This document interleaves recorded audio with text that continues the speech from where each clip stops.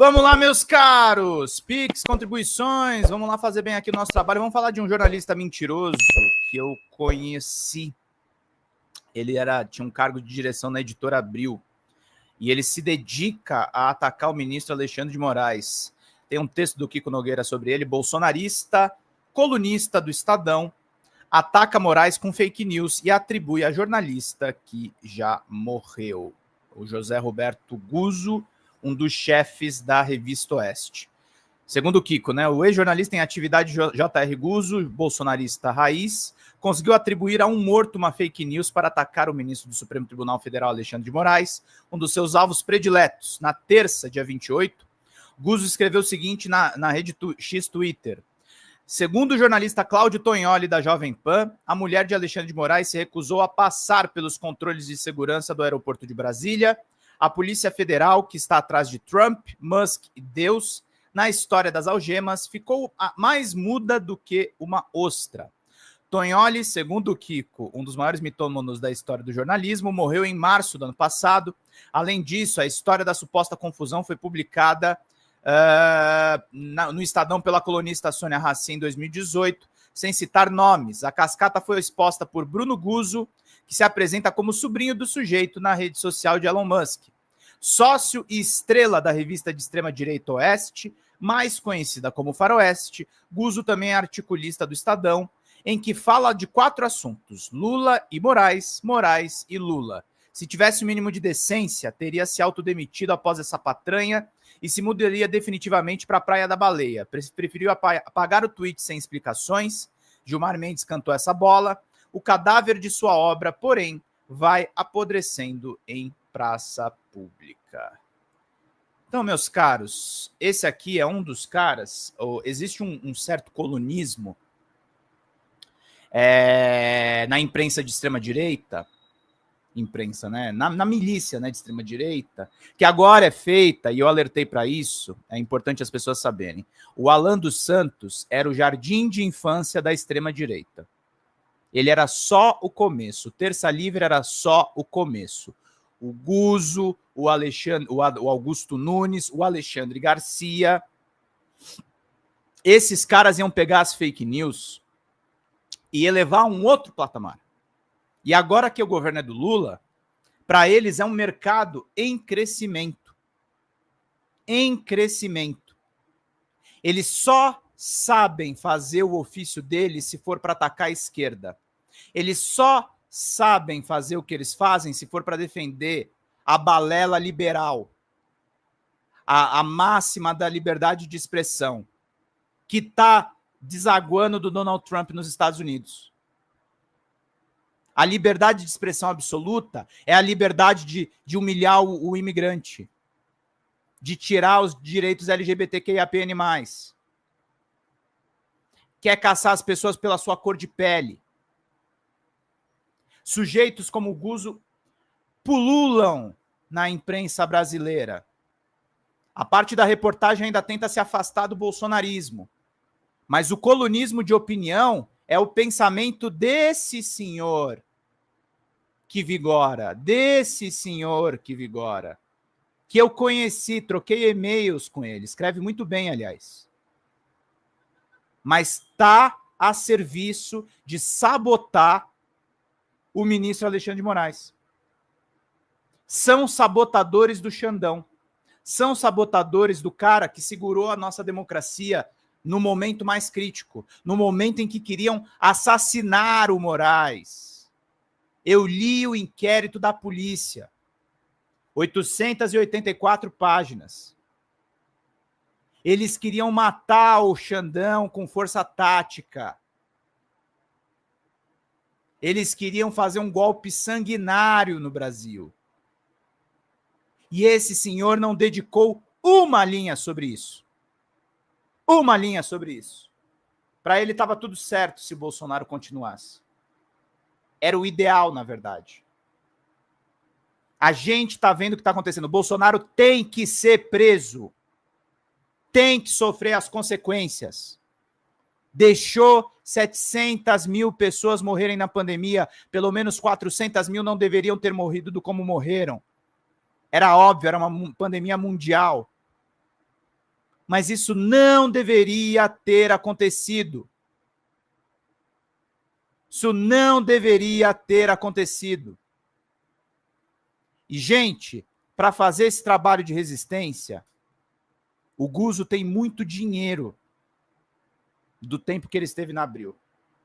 Tem pessoas envolvidas com a revista Faroeste que são muito endinheiradas.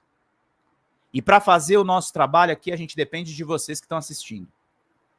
Se a gente não tiver nenhum Pix nessa live, vai ficar muito complicado. Nós estamos com o canal desmonetizado. É importantíssimo que a gente finque trincheiras para defender o Supremo Tribunal Federal, para defender o Estado Democrático de Direito, para defender que a nossa democracia tenha um funcionamento mínimo. Mínimo. Lula e Alexandre de Moraes garantiram um funcionamento mínimo do nosso sistema. Isso é uma coisa que as pessoas precisam entender, precisam saber, senão a gente está ralado. A gente grava essas lives, live atrás de live, para explicar isso para vocês. Nós estivemos em tentativa de golpe e a gente não pode esquecer. Deixa eu agradecer algumas pessoas. Se formar primeiro a Leda Chaves, que mandou 2 comentários aqui. O Pix da Folha Democrata tá no nome de Alessandra Fontes? Sim. Ela que recebe as nossas contribuições. Então é importantíssimo para a gente fazer bem o trabalho. Deixa eu tirar uma pessoa tosca aqui. Tchau, queridona. Adiós. Vamos lá, gente. Ajudem no Pix, que é muito necessário para a gente seguir. Deixa eu agradecer a um Pix generoso que foi enviado ontem pela Manuri Bolsas. Mandou para a gente aqui. Pedrão, mandei 50 pila no Pix. Obrigado, minha cara. Mandou no nosso corte aqui falando sobre o caso Eduardo Pazuello, meus caros, minhas caras. Vão curtindo e vão compartilhando, vão curtindo e vão compartilhando. Vão curtindo e vão compartilhando, meus queridos e minhas queridas. Vão fazendo aqui bem o nosso trabalho. Enquanto tá pegando fogo no Brasil essas questões nacionais, a gente tem que continuar falando sobre esse aplicativo de inteligência artificial da China, para as pessoas poderem entender a importância e a complexidade dele. E a gente tem que falar do dono desse aplicativo chinês, que ganhou aí todas as mídias, e a gente vai continuar acompanhando aí todas essas informações. Olha só. Deixa eu botar aqui nas redes. Eu já vi palestras do ministro Alexandre em que ele explica o MO do firehosing do bolsonarismo. Ele precisa de órgãos de empresa alinhados que ratificam as mentiras. Não vão me espantar se... Exatamente. Eu dou os nomes para vocês dos órgãos de imprensa que chancelam o bolsonarismo hoje. Estadão, Folha de São Paulo, algumas vezes o UOL. O UOL tem ótimos jornalistas, mas tem assets dentro dos veículos de imprensa que estão dando legitimidade para a narrativa bolsonarista. Se o J.R. Guzzo estiver sob investigação, eu vou estocar pipocas. Modus operandi. Sim. Firehosing, que a Letícia está explicando, ela escreveu um texto imperdível no jornal GGN do Nassif, explicando, firehosing é justamente uma tática de implantação de mentiras e de cortinas de fumaça, que é justamente para distrair todo mundo na seleção das pautas. Mas vamos continuar aqui a leitura das notícias. Letícia, se você quiser explicar o firehosing no chat, fica à vontade. Vamos lá, meus caros. Quem é Liang Wenfeng? O nerd fundador do DeepSeek? Startup chinesa que desafia as Big Techs. Vamos lá. Liang Wenfeng, fundador da DeepSeek, virou o nome central na tecnologia depois que o seu chatbot superou o ChatGPT entre os aplicativos mais baixados na Apple dos Estados Unidos. O DeepSeek R1 chamou atenção por seu rápido crescimento e baixo custo de desenvolvimento, abalando o mercado das Big Techs e gerando perdas bilionárias nas bolsas de Nova York. A DeepSeek, criada por Liang, especialista em tecnologia e finanças, que sempre acreditou no potencial da inteligência artificial, ele se formou em engenharia pela Universidade de Zhejiang e passou anos testando aplicações de IA, convencido que a tecnologia pode mudar o mundo. A startup tem sede em Hangzhou, cidade ao leste da China, conhecido como Vale do Silício Chinês.